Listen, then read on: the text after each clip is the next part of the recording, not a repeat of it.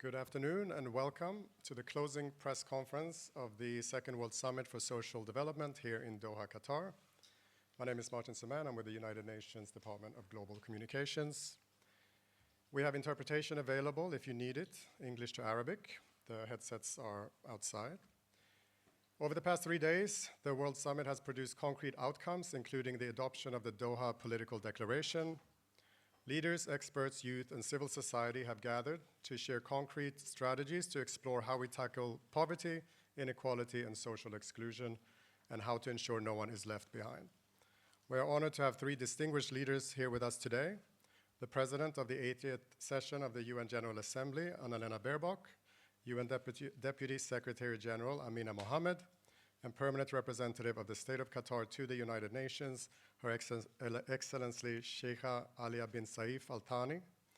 PGA, you have the floor. Thank you. Thank you and good afternoon. Thank you for covering the World Summit for Social Development and welcome to our all-female press conference. Let me start by thanking the host, Qatar. Doha has become an important meeting place for dialogue, mediation, and especially international conferences over the last years. And now, at these last days, for an extremely important Second World Social Summit or Summit for Social Development. And thank you so much, dear excellencies, but also the government, the whole government, and the Emir of Qatar. Copenhagen has taught us 30 years ago that social development and inclusion is essential for strong societies. With the Doha Declaration now, we promise to leave no one behind and social justice and guarantee dignity for everyone. Because over the years, without question, there has been remarkable progress. However, it has been uneven and unequal. In too many places around the world, a child goes to bed hungry, a young person cannot attend school, and men and women search for employment, wondering how they will build a life when there are too few opportunities to earn a living. It has shown that economic growth alone has been insufficient to pull people in all regions out of poverty. Today's hunger crisis stems not from scarcity, but from conflict, inequality, and political failures.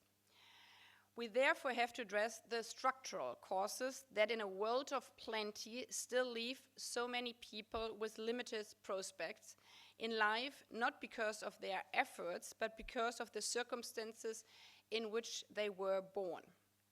The Second World Summit for Social Development therefore calls for a global financial architecture that is fit for the 21st century, tackles debt burden, boosts international funds, and removes unnecessary restrictions that stifle innovation as outlined in the Seville commitment. It also underlines that peace and security is crucial for fighting hunger and poverty, and that the SDGs are all interconnected. Yet, one of the biggest problems is not money as such, it is rather how it is invested. And I would like to underline, social development is not a nice to have, nor an act of charity, but it is in the self-interest of every country, even the strongest economic powers, because it's on the one hand one of the smartest investments we can make to support peace and security and human rights. And on the other hand, in a globalized world, a crisis in one part of the world will always affect the other parts of the world as well. In this regard, we need to urgently address one of the single largest obstacles facing our pursuit of social development, the climate crisis. Overall, at this summit, 30 years after the first social summit, countries have recognized that the time for talk is over. This event marks a deliberate shift from looking at the problem to acting on proven solutions and learning from each other. We know what the problems are and what needs to be done. What we lack are effective policies and political will to implement them. And this is why this summit this week was so unique, because this summit focused on concrete solutions that are scalable and that they have the potential to lift millions out of poverty and increase social inclusion and integrate it to leave no one behind. This means joining forces with civil society and businesses and delivering once and for all on the promise of gender equality, because without women there will be never social justice and never lasting peace. This summit has underlined that women's representation matters everywhere, not only at AI companies for programming algorithms without biases, but also in politics, as we have to admit, unfortunately also saw from the official family photo of this summit. While today is the closing of the Second World Summit for Social Development, this is not an ending. It is the beginning of delivering on the last mile to achieve the SDGs by 2030, and it's also a handover to the climate conference in Belém, the COP, which is just starting in these hours, underlining that all 17 SDGs are heavily interconnected, and without social justice, there will never be peace and security, but without fighting the climate crisis, there will never be social justice and peace overall. I thank you.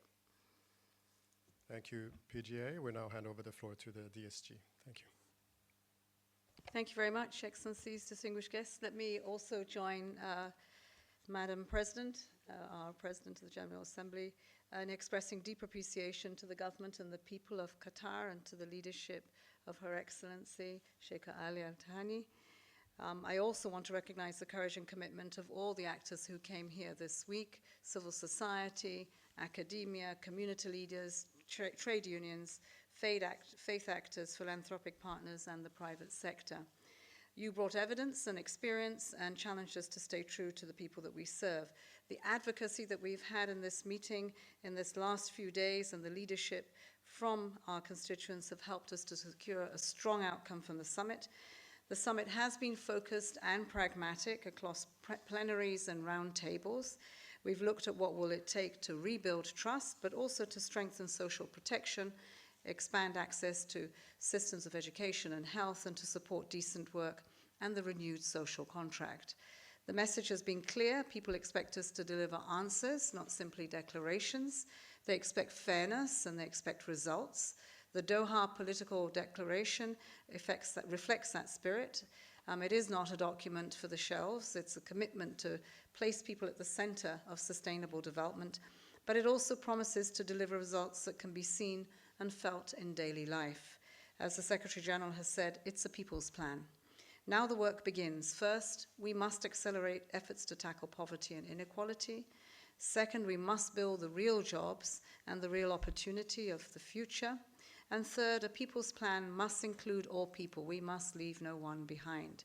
Finally, I'd like to thank the co-facilitators of Morocco and Belgium for guiding what has been an ambitious and consensus-based negotiation. We found common ground. We've upheld multilateralism at its best. Member states and partners, we leave Doha with clarity, implementation, and more implementation. We're building on the momentum of the pact and, of course, the 2030 agenda. We've opened the door in Doha. Now we must walk through it together. Thank you once again. Thank you, DSG. Ambassador Al-Thani, you have the floor. Thank you very much, dear members of the press. I'm very much pleased to be here alongside the President of the General Assembly and Deputy Secretary General. Today marks the closing, of course, of this historic Second World Summit for Social Development. The summit has been truly historic, not only because it gathered leaders and policymakers from across the world here in Doha, but because it renewed a global commitment to placing people, families, and communities at the center of sustainable development. Over 40 heads of states and governments and over 230 ministers and senior officials and 8,000 participants overall have taken part in this summit in person. This summit, the largest of its kind in 3 decades, brought together as well heads of international organizations, youth, civil society, academia, the business sector, and delegates from around the world. Over 250 side events known as solution sessions took place, organized to promote dialogue, partnerships, and practical solutions for advancing social development. For the State of Qatar, it was an honor to host and to contribute to this milestone in the international social development agenda. Throughout the summit, the State of Qatar underscored its firm belief that social development grounded in equality, inclusion, and dignity is essential to peace, prosperity, and human progress. As well, during the summit, Qatar showcased the many initiatives and policies that reflect our national commitments, making remarkable strides in strengthening the foundation for our social fabric. Through comprehensive social protection systems, family-oriented policies, empowerment programs, the government of the State of Qatar, through its different ministries and bodies, and in particular, the Ministry of Social Development and the Family, continues to ensure that women, youth, persons with disabilities, and older persons have access to opportunities, services, and support. Beyond our borders, Qatar's efforts continue through our international partnership, notably via the Qatar Fund for Development and Education Above All Foundation, which extend support to millions around the world through education, health, and livelihood programs. These initiatives reflect Qatar's conviction that investing in people is the most sustainable investment a nation can make. Just to give some figures, from 2022 to 2024, we have provided over 4.8 billion in foreign aid, 1 billion to fight poverty and hunger, $1 billion for education, health, water, and clean energy, and approximately $1 billion from our special drawing rights to IMF funds dedicated to poverty reduction and resilience. At the heart of the summit was the adoption of the Doha Political Declaration on Social Development. This political declaration reflects a collective commitment to reinvigorate multilateralism and accelerate social development that leaves no one behind. It renews the world determination to strengthen efforts in poverty eradication, decent work, social inclusion, and universal social protection, while advancing the 2030 Agenda for Sustainable Development. It calls for universal, gender-responsive social protection, equitable access to health and education. It also reaffirms the link between social development, peace, and security, recognizing that sustainable progress is one underpin the others. Among its key priorities is the commitment to advance innovative solutions and inclusive international cooperation to achieve social development for all, particularly for developing countries. As we conclude this historic summit today, the State of Qatar believes the next steps must focus on three important priorities: turning the commitments made here into action by ensuring that social development remains at the top of national and international agendas, building strong international cooperation to share knowledge, mobilize financing, and support countries most in need of assistance, leveraging innovation and digital transformation to make social services more accessible, efficient, and equitable for all. The outcomes of this summit, including the Doha Political Declaration, provides a strong foundation for a new era of global solidarity.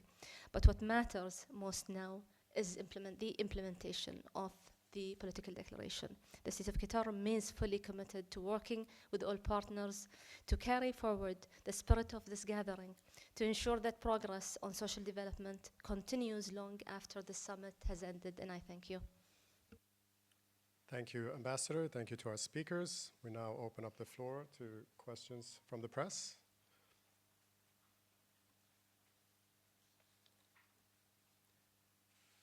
Otherwise, we will conclude this press conference. Thank you so much. Please stay for a few minutes. We will have the launch of the Spotlight Initiative report with the DSG.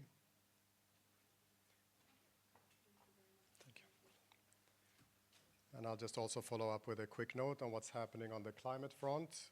The COP30 Leaders Summit will kick off today on 6 November in Belém, Brazil, bringing together around 60 heads of state, UN Secretary General will deliver a speech at the opening, 11 a.m. local time in Brazil. The formal opening of COP30 takes place on Monday, 10 November. So stay tuned for that. Thank you.